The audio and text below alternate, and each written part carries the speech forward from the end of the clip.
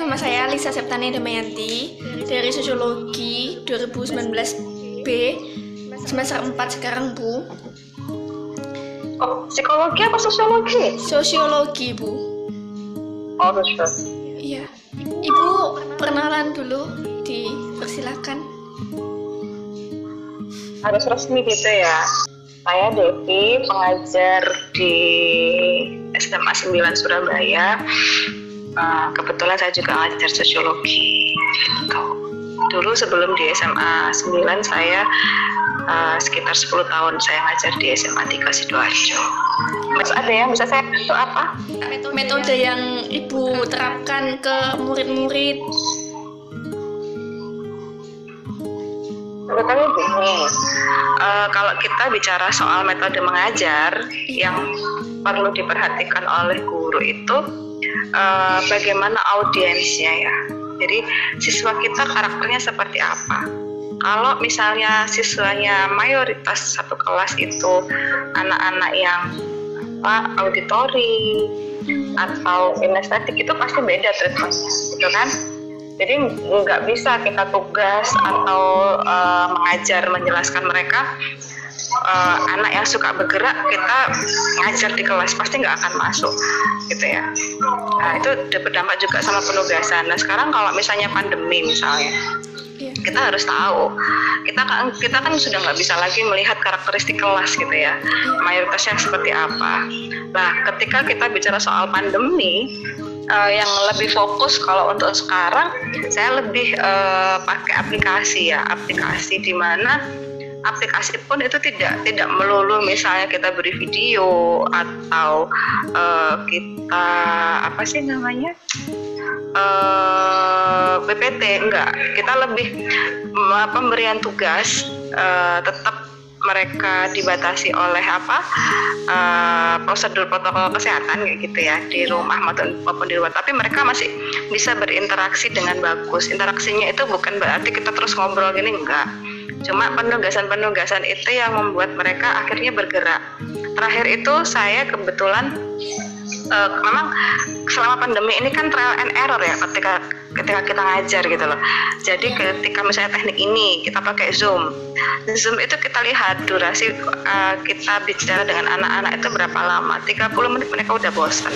Iya. Nah yang saya kemarin kamu sendiri kan mahasiswa, ketika kamu dosen bicara mulu terus kasih PPT meskipun itu bisa di download pasti bosen gitu kan. Iya. Nah jadi gimana caranya saya sebagai pengajar itu bisa apa ya istilahnya berkomunikasi nggak langsung, tugasnya juga nyenengin bagi mereka. Lagi pula sekarang kan di masa pandemi target kurikulumnya juga berganti kan, jadi kita tidak perlu menyelesaikan semua KD. Yang jelas sekarang lebih bicara kepada life skill kayak gitu. Jadi kemarin saya coba tentang interaksi, itu yang dikombin sampai materi anak bisa membedakan mana interaksi asosiatif, disosiatif, kayak gitu aja. Jadi mereka saya suruh lihat di lapangan apa yang kamu temukan.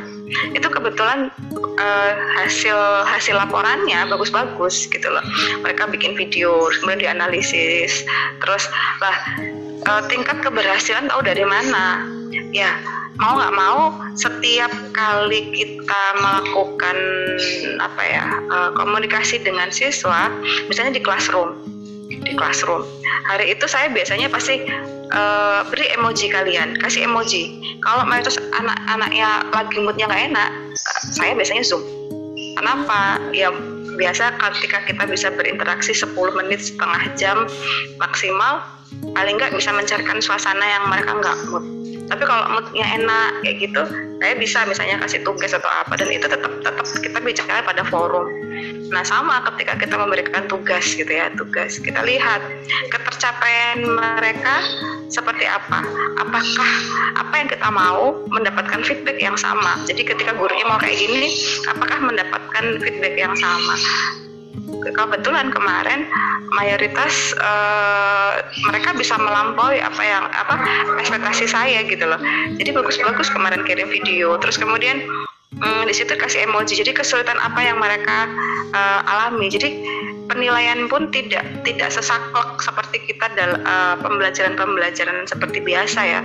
Karena memang ini pembelajaran khusus pandemi kayak gitu. Jadi mereka menuliskan misalnya kendalanya saya ini ibu saya nggak ketemu karena pandemi nggak bisa keluar kayak gitu. Jadi sebetulnya kreativitas guru ya dituntut di sini. Jadi metode apapun, saya kalau mbaknya belajar itu secara keilmuan ada 4 itu kan ya. Ada discovery, ada inquiry, ada itu kan. Iya. Nah cuman bagaimana sebetulnya guru bisa mengkolaborasikan teknik-teknik tadi itu kepada siswa. Nah, untuk sekarang sih lebih cenderungnya ya itu tadi, kita nggak bisa saklek lihat bahwa karakter kelasnya seperti apa enggak. Tapi lebih ke kita pandemi apa yang bisa bikin dia tetap berpikir kritis melihat masyarakat. Oh dia bisa mengkategorikan. Kategori itu tidak hanya mengkategorikan sebetulnya. Saya memberikan tugas, jadi kenapa kamu mengkategorikan itu dalam misalnya interaksi ini gitu ya. Nah, analisis sederhana sebetulnya bagi gurunya, tapi kan bagi siswa capaian ketika dia bisa mengatakan ini masuk kategori ini, alasannya ini. Nah, nanti setelah itu kita evaluasi, kita bisa nanti mengukur bagaimana tingkat kritis siswa. Gitu loh, dia beropini, dia berpendapat, dia tampil di depan. Jadi di dalam satu tugas itu kita bisa dapat begitu banyak nilai. Jadi dari presentasinya, dari analisisnya, kepekaan dia terhadap masyarakat itu sebetulnya yang penting.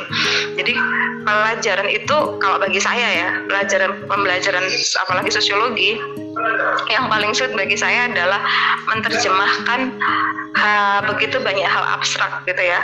Kita ngomong tentang masyarakat, kita nggak bisa lihat bentuk masyarakat itu seperti apa, wujudnya kita nggak ngerti, tapi kita bisa kalau kita benar-benar bisa mendefinisikan masyarakat seperti ini, definisinya ini pasti bisa lah. Itu yang untuk level anak-anak SMA yang sulit gitu. Jadi kita yang memang harus benar-benar menonton mereka, melihat bahwa ini loh yang dinamakan masyarakat realnya itu kayak gini, yang penyimpangan perilaku misalnya kayak gini, tapi kita nggak judgement kayak gitu. Jadi mendefinisikan secara detail, secara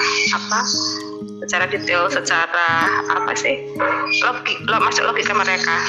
Misal kayak gini, kalau secara general kalau saya ngajar di kelas 10 basic gitu ya, pasti dapat teori dasar ya. Kalau enggak Marx, Durkheim sama Weber, itu basic di SMA. Jadi 3 teori basic itu harus dapat mereka. Terus ketika kita mau memasukkan ciri-ciri, anak tidak hafalan. Jadi kalau sosiologi dari 4 hal yang harus dipegang dalam sosiologi, mulai empiris, kumulatif, masih ingat kan ya? Empiris, kumulatif, terus apa lagi? Non etis. Nah, lupa mbaknya. Kan? Nah, kayak gitu. Nah, itu anak harus tahu. Sebagai guru, kita harus bisa membawa mereka dalam logik. Karena sosiologi itu logika yang dipakai. Gitu. Jadi ketika misalnya peristiwa A, peristiwa ini yang latar belakangnya munculnya teori teori A. Nah, nanti teori B muncul karena dia mengkritisi teori A. Nah, makanya itu kan nggak teoritik aja, tapi dia kumulatif. Nah, kenapa kita boleh mengkritik teori satu sama lain, tapi basicnya adalah keilmiahan. Jadi penelitian itu penting, itu terus berlanjut ya. Kenapa terus kemudian Durkheim itu muncul nanti norma, kenapa itu yang menjiwai penelitian kuantitatif, kenapa, apa yang diukur itu rule-nya kayak gitu.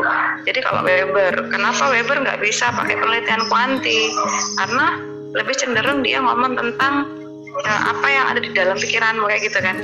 Nah, jadi basic pasti saya ngajar untuk anak-anak di kelas 10 itu kebanyakan biasanya tentang teori dasar. Jadi teori dasar itu ada 3 itu yang mereka harus kuasai sampai nanti kelas 3. Nah, nanti naik jenjang, jadi basic kita harus tahu teori 3 itu nanti larinya kemana. Interaksi pasti ngomong tentang Weber kan. Kayak gitu. Nah, terus ya sebenarnya 3 teori diperankan semua. Ketika kita ngomong interaksi tadi kaitannya sama Durkheim, ngomong tentang rule, itu tetap dimainkan.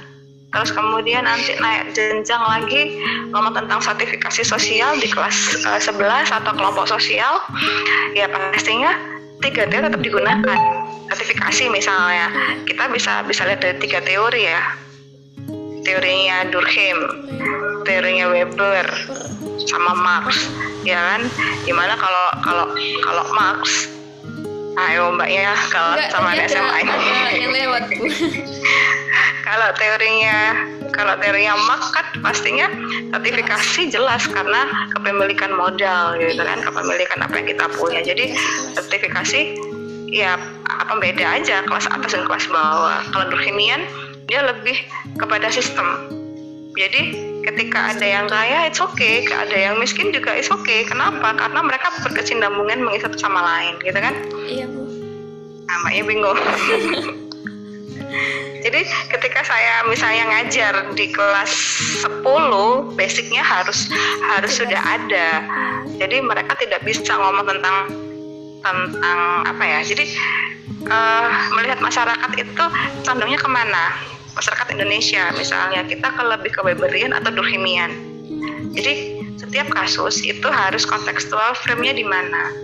Emang kendalanya sih untuk masa pandemi saya nggak bisa ngajar secara utuh ya. Jadi ya berpengaruh sebetulnya. Jadi konsep kematangan anak-anak berpikir secara teoretik agak-agak nggak sama gitu. Jadi memang ngajar ketemu siswanya sama enggak. Tapi secara umum ketika nggak pandemi biasanya saya ngajarnya kayak gitu. Jadi memang agak keluar sedikit, agak melenceng sedikit dari dari KD sebetulnya ya. Cuma setiap guru pasti punya triknya sendiri untuk memenuhi target capaian dari KD gitu ya. Kenapa? Karena ketika anak sudah matang, kenal konsep teoritik, nanti di kelas 2, kelas 3 pasti lebih gampang. Jadi nanti kelas 3 perubahan sosial tetap main teori, tapi teori turun dari Marx, teori turunan dari Durkheim, teori turunan dari Weber. Misalnya kita ngomong Marcuse gitu kan. Iya. Nah, nanti udah levelnya di sana untuk kelas 3 SMA tentang perubahan sosial kayak gitu. Berarti Terus gimana? Berarti itu ya Bu, sistem ibu itu langsung kayak anak langsung turun lapangan gitu ya Bu ya, langsung mengenali masyarakat. Sebetulnya kalau untuk pandemi saya lebih kolaboratif ya. Sebetulnya karakter kelasnya bisa dilihat juga sih kalau secara sekilas gitu ya. Misalnya satu kelas dikasih treatment A, ngumpulin tugas, mereka jawabnya asal. Kita coba, itu tadi saya bilang tentang trial and error. Cuma untuk capaian KD sekarang di kurikulum pandemi kita tidak dipaksa untuk mencapai KD tertentu, hanya lebih fokus kepada kecakapan hidup. Jadi saya dengan kolaborasi itu aja. Senyampang saya lihat juga bagaimana siswa ini bisa menikmati pembelajaran yang nggak terlalu berat. Jadi nggak persoalan kita ngomong tentang soal, ngedrill soal, terus nanti jawab ujian SBMPTN gitu ya. Iya. Enggak sih. Jadi lebih, makanya sebetulnya itu yang nanti rohnya akan ke ini, akan menuju yang soal-soal AKM itu ya, kayak IPS terpadu kayak gitu. Jadi siswa diajak untuk belajar secara holistik. Kalau biasanya saya dulu sebelum pandemi justru malah suka kolaborasi dengan beberapa guru mapel ya. Misalnya mereka bikin iklan layanan masyarakat atau bikin film pendek. Itu saya kerja sama pasti sama guru bahasa Indonesia, guru TIK. Jadi satu tugas itu bisa mereka dapat 3 nilai.